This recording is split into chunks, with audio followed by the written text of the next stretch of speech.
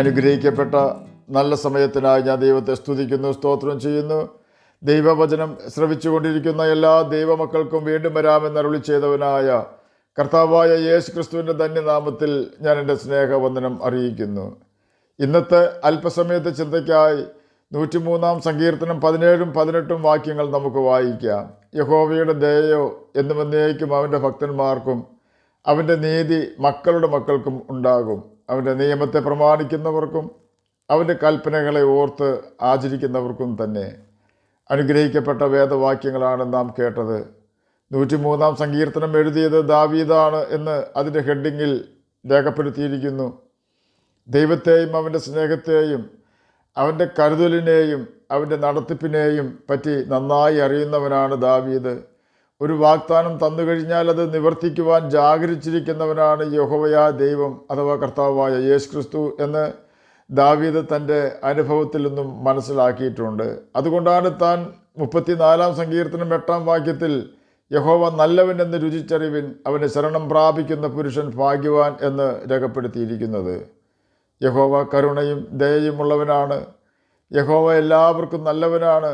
എന്നാൽ ആ ദൈവസ്നേഹവും ദൈവത്തിൻ്റെ കരുണയും കരുതലും നമുക്ക് നഷ്ടമായി പോകുന്നത് നമ്മെ നിയന്ത്രിക്കുവാൻ നാം പോലും അറിയാതെ നമ്മുടെ ജീവിതത്തിൽ കടന്നു വരുന്ന ശത്രുവായ സാത്താൻ മൂലമാണ്. ദൈവത്തിലുള്ള നമ്മുടെ ഏകാഗ്രത നഷ്ടപ്പെടുത്തി കളയുവാൻ ഈ ലോക ഇമ്പങ്ങളിൽ നമ്മുടെ ശ്രദ്ധ അവൻ ബന്ധിക്കുന്നു. പിന്നെ ദൈവവുമായി സംസാരിക്കുവാനോ അവൻ്റെ കൽപ്പനകൾ അനുസരിക്കുവാനോ നമുക്ക് കഴിയാതെ വരികയും ക്രമേണ നാം ദൈവത്തിൽ നിന്ന് അകന്നു പോവുകയും ഒടുവിൽ ദൈവവുമായുള്ള ബന്ധം പൂർണ്ണമായി നഷ്ടപ്പെട്ടവരായി നാം തീരുകയും ചെയ്യുന്നു. ഈ സമയം കൊണ്ട് നമ്മുടെ നിയന്ത്രണം സാത്താൻ ഏറ്റെടുത്തിരിക്കും. ദൈവത്തിൻ്റെ സ്നേഹവും കരുതലും അപ്പോഴും നമ്മെ തേടി വന്നുകൊണ്ടിരിക്കും. എന്നാൽ അത് നമുക്ക് ലഭ്യമല്ലാതാക്കി സാത്താൻ തീർക്കുന്നു. ലൂക്കോസിൻ്റെ സുവിശേഷം 15 അധ്യായം 11 മുതൽ 32 വരെയുള്ള വാക്യങ്ങളിൽ ഒരു അപ്പൻ്റെ 2 മക്കളെക്കുറിച്ച് വിവരിക്കുന്നുണ്ട്. ഇളയ മകൻ തൻ്റെ അപ്പനോട് പറഞ്ഞു, എൻ്റെ അവകാശം തരയണമെന്ന്. അപ്പൻ അവൻ്റെ അവകാശം കൊടുത്തു.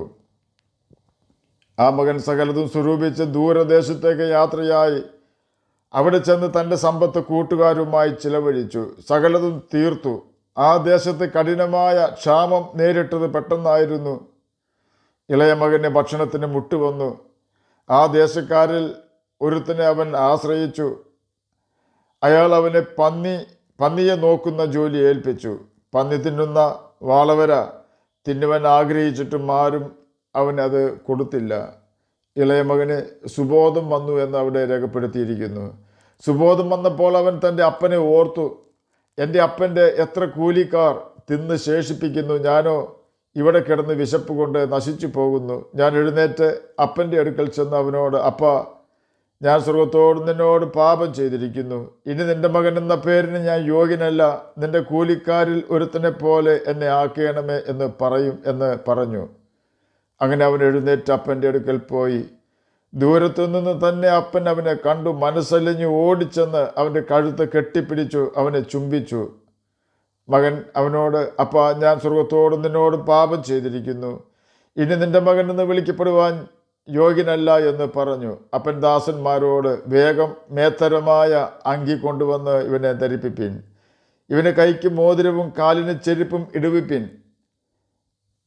തടിച്ച കാളക്കുട്ടിയെ കൊണ്ടുവന്ന് അറുപ്പിൻ. നാം തിന്ന് ആനന്ദിക്കുക. ഈ എൻ്റെ മകൻ മരിച്ചവനായിരുന്നു, വീണ്ടും ജീവിച്ചു. കാണാതെ പോയിരുന്നു, കണ്ടു കിട്ടിയിരിക്കുന്നു എന്ന് പറഞ്ഞു. അങ്ങനെ അവർ ആനന്ദിച്ചു തുടങ്ങി. ലൂക്കോസ് എഴുതിയ സുവിശേഷം 15 അധ്യായം 11 മുതൽ 25 വരെയുള്ള വാക്യങ്ങളാണ് നാം കേട്ടത്. അപ്പൻ്റെ സ്നേഹം തൻ്റെ മകനിൽ നിന്നും നീങ്ങിയിരുന്നില്ല.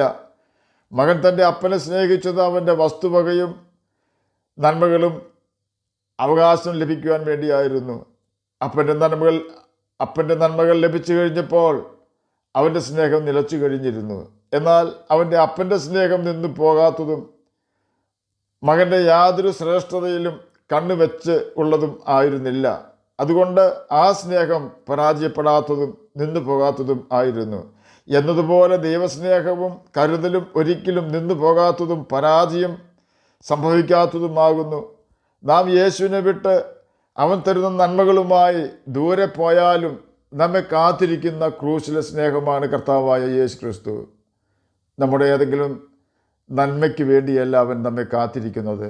നാം അവൻ്റെ സമ്പത്തായതിനാലാണ്.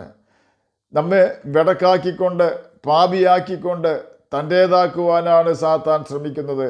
അതിനായി അവൻ പ്രയോഗിക്കുന്ന തന്ത്രം ഈ ലോകത്തിൻ്റെ നന്മകളും കണ്ണിനിമ്പമായി തോന്നുന്ന മ്ലേച്ഛതകളും കാതിനിമ്പമായി തോന്നുന്ന കിഴവിക്കഥകളും കൊണ്ട് നമ്മെ വശീകരിക്കുക എന്നതാണ്. സർപ്പം ഹവ്വായെ ചതിച്ചതുപോലെ നമ്മെയും ചതിക്കുവാൻ അവൻ ശ്രമിക്കുന്നു. ഓർക്കുക, നാം വീണു പോയാൽ നാം മാത്രമല്ല നമ്മുടെ തലമുറയെയും അത് ബാധിക്കും എന്ന് 103 സങ്കീർത്തനം 17-18 വാക്യങ്ങൾ നമുക്ക് മുന്നറിയിപ്പ് തരുന്നുണ്ട്.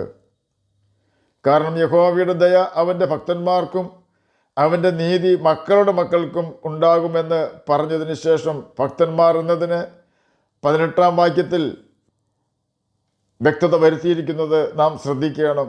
ദൈവത്തിൻ്റെ നിയമത്തെ അഥവാ ദൈവത്തിൻ്റെ കൽപ്പനകളെ പ്രമാണിക്കുന്നവർക്കും അവൻ്റെ കൽപ്പനകളെ ഓർത്ത് അത് അനുസരിക്കുന്നവർക്കുമാണ് ദൈവം 103 സങ്കീർത്തനം 17 വാക്യത്തിലെ വാഗ്ദാനം കൊടുത്തിരിക്കുന്നത്.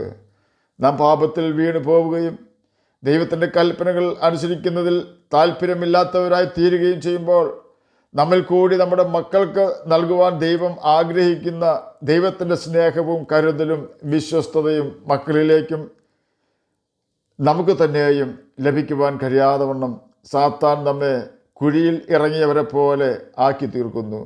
പിന്നെ നമുക്ക് ദൂരക്കാഴ്ച നഷ്ടപ്പെടുകയും വ്യർത്ഥ കാര്യങ്ങളിൽ സമയം പോക്കുകയും വ്യർത്ഥ സംസാരത്തിൽ ആകൃഷ്ടരായി തീരുകയും ചെയ്യുന്നു. അനന്തരഫലമോ നാമും നമ്മുടെ കുഞ്ഞുങ്ങളും ദൈവവഴി വിട്ട് നാശത്തിൻ്റെ പാതയിൽ ചെന്ന് ചേരുകയും നമ്മുടെയും തലമുറകളുടെയും ഭാവി ഇരുൾ അടഞ്ഞതും നിത്യതയെക്കുറിച്ചുള്ള കാഴ്ചപ്പാടില്ലാത്തതുമായി തീരുന്നു. എന്നാൽ 103 സങ്കീർത്തനം 18 വാക്യത്തിൽ രേഖപ്പെടുത്തിയിരിക്കുന്നത് പോലെ യേശുവിൻ്റെ നിയമത്തെ പ്രമാണിക്കുന്നവർക്കും അവൻ്റെ കൽപ്പനകളെ ഓർത്ത് ആചരിക്കുന്നവർക്കും അഥവാ അനുസരിക്കുന്ന വ്യക്തികൾക്കും അവരുടെ തലമുറയ്ക്കും യേശുവിൻ്റെ ദയ എന്നും എന്നേക്കും ഉണ്ടാകും. ആ ദൈവസ്നേഹത്തിൽ നിന്നും അവരെ പിന്തിരിപ്പിക്കുവാനോ സാത്താൻ്റെ ബന്ധനത്തിൽ അവരെ പൂട്ടുവാനോ ദുഷ്ടന് ഒരു നാളും കഴിയുകയില്ല. എത്രയെല്ലാം പ്രശ്നങ്ങൾ ജീവിതത്തിൽ വന്നാലും ദൈവം അവർക്ക് തണലാണ്, സഹായമാണ്, ആശ്വാസമാണ്. അവർ ആടുന്ന മരച്ചിരിയിലെ പാടുന്ന പക്ഷികളെ പോലെ അവരുടെ പ്രശ്നങ്ങളെ കണ്ട് ഭയപ്പെടാതെ പ്രശ്ന പരിഹാരകനായ യേശുവിൻ്റെ മുഖത്തേക്ക് നോക്കി മുന്നോട്ട് പോകും. അതിന് നാം ചെയ്യേണ്ട ഏക കാര്യം ദൈവത്തിൻ്റെ കൽപ്പനകൾ ഓർത്ത് ആചരിക്കുകയും അനുസരിക്കുകയും ചെയ്യുക എന്നതാണ്. അപ്രകാരം ദൈവവചനം വായിക്കുവാനും കർത്താവിൻ്റെ കൽപ്പനകൾ കണ്ടെത്തി അവൻ്റെ കൽപ്പനകൾ അനുസരിച്ച് ജീവിക്കുവാനും അത് മുഖാന്തരം നാമും നമ്മുടെ തലമുറകളും നരകത്തിൽ നിന്ന് രക്ഷപ്പെട്ട് നിത്യജീവൻ അവകാശികളായി തീരുവാനും കർത്താവ് നമ്മെ സഹായിക്കട്ടെ എന്ന് പ്രാർത്ഥിച്ചുകൊണ്ട് ഞാൻ എൻ്റെ വാക്കുകളിൽ നിന്ന് വിരമിക്കുന്നു. നമുക്ക് പ്രാർത്ഥിക്കാം. ഞങ്ങളെ സ്നേഹിക്കുന്ന സ്വർഗീയ പിതാവേ, നല്ല വചനത്തിനായി ഇങ്ങനെ സ്തുതിക്കുന്നു, സ്തോത്രം ചെയ്യുന്നു. എന്നെ കേൾക്കുന്ന ഏതെങ്കിലും പ്രിയപ്പെട്ടവർ സ്വസ്ഥതയില്ലാത്തവരായിരിക്കുന്നെങ്കിൽ അങ്ങ് അവർക്ക് സമാധാനവും സ്വസ്ഥതയും കൊടുക്കണമേ. രോഗത്താൽ ഭാരപ്പെടുന്നവർക്ക് രോഗസൗഖ്യം കൊടുക്കണമേ. പഠിക്കുന്ന കുഞ്ഞുങ്ങൾക്ക് പഠിക്കുവാനുള്ള ബുദ്ധിയും ജ്ഞാനവും ഓർമ്മശക്തിയും കൊടുക്കണമേ. പ്രാർത്ഥന കേട്ടതിനായി സ്തോത്രം. യേശുവിൻ്റെ നാമത്തിൽ തന്നെ ആമീൻ. കർത്താവ് എല്ലാവരെയും അനുഗ്രഹിക്കട്ടെ.